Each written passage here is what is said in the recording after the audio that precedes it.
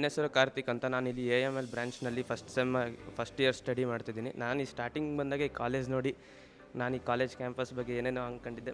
Means ಏನೂ ಸರಿ ಇಲ್ಲ, ಏನು ಕಂಪ್ನೀಸ್ ಏನೂ ಬರೋಲ್ಲ, ಹಂಗೆ ಥಾಟ್ ಇಟ್ಕೊಂಡಿದ್ದೆ. ಬಟ್ ಡೇ ಬೈ ಡೇ ಕಾಲೇಜಲ್ಲಿ ಡೇ ಎಲ್ಲ ಸ್ಪೆಂಡ್ ಮಾಡ್ಕೊತ ಚೆನ್ನಾಗೇ ಫೀಲ್ ಆಗ್ತೈತೆ.